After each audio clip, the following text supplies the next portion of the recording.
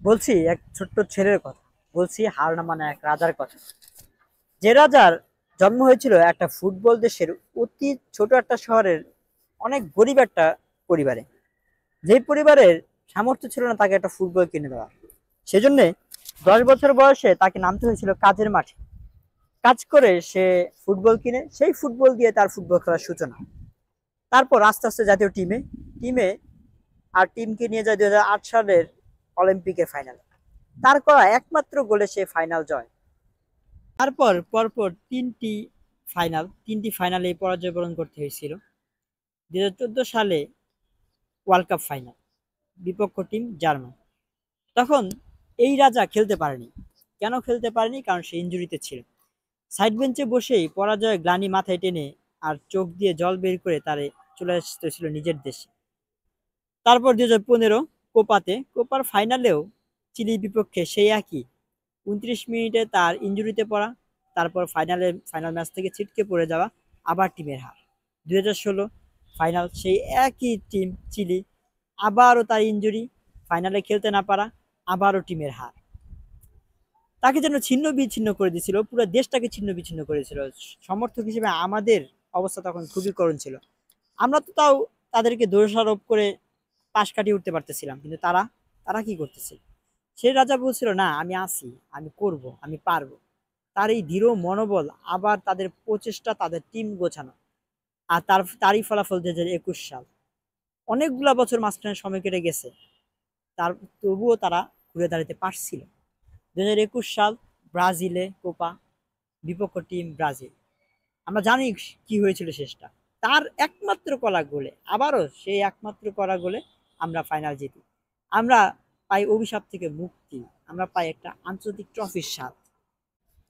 তারপর 2022-এর কাতার world cup, আমরা আবারও ফাইনালে, বিপক্ষ টিম ফ্রান্স। কঠিন টিম, অনেক শক্ত প্রতিপক্ষ।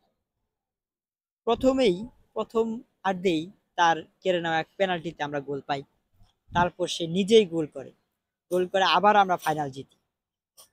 হ্যাঁ, এদের মধ্যে হয়তো বুঝেই গেছেন আমরা কার কথা বলতেছি, আমি এতক্ষণ কার কথা বুঝাচ্ছিলাম। হ্যাঁ, আর কেউ না, এই রাজাটা হচ্ছে ডি মারিয়া, যে সবসময় গল্পের আড়ালে থেকে টিমকে সাপোর্ট করে গেছে। প্রত্যেকটা জয়ের পিছনে তার কৃতিত্ব রয়ে গেছে। আজ সে তার জার্নির একদম শেষ আসা পৌঁছাইছে, একদম শেষ। আর একটা মাত্র দিন, একটা মাত্র ফাইনাল ম্যাচ, একটা মাত্র ডি মারিয়ার অবসান। আজ থেকে 20 বছর, 30 বছর, 40 বছর পর সবাই মেসিকে চিনবে, রোনালদোকে চিনবে, সবাই নেইমারকে চিনবে, কিন্তু এই ডিমারিয়াকে হয়তো ওই প্রজন্ম চিনবে না। কারণ এই ডিমারিয়া আহ একদম চোখে মুখে আঙ্গুল দিয়ে দেখানোর মতো কোনো কৃতিত্ব সে দেখায় নাই, কিন্তু প্রতিটা কৃতিত্বের পিছনে তার হাত ছিল। আমি যদি সেই সময় বেঁচে থাকি, ইনশাল্লাহ আমি সেই প্রজন্মকে বলবো, আমি দেখছিলাম একটা মহানায়ক, এক রাজাকে, যে রাজার নাম ডি মারিয়া। মেসির যেমন নাম ডাক, ওরকম নাম ডাক ডি মারিয়া না থাকলেও আমি মনে করি মেসির থেকে কোনো অংশে ডি মারিয়া কম না। প্রতিটা গুরুত্বপূর্ণ ম্যাচে, প্রতিটা ফাইনালে সে একদম আর্জেন্টিনার পক্ষে ঢাল হয়ে দাঁড়াইছিল। আর তার জন্য আমরা এতকাল এতকালের পর আইসা আজকের ফাইনাল জিততে পারছি। কালকে হয়তো বা ফাইনাল ম্যাচ, আবার কোপার ফাইনাল, জানি না কি করবে আর্জেন্টিনা। আশা করি, মন থেকে দোয়া করি, ডিমারিয়ার শেষটা যেন একটা জয়ের মাধ্যম হয়, ডিমারিয়া আবার যেন গোল করে, আমরা যেন আবার একটা কাপের স্বাদ পাই, আমরা স্বাদ পাই। কাপ তো আমাদের মন ভরে গেছে, আসলে কাপ যতটুকু পাই না পাই, কিন্তু আর্জেন্টিনার খেলা দেখে আমাদের মন ভরে গেছে। ডিমারিয়াকে আসলে মনের ভিতরে আমরা সবাই রাখতে পারছি।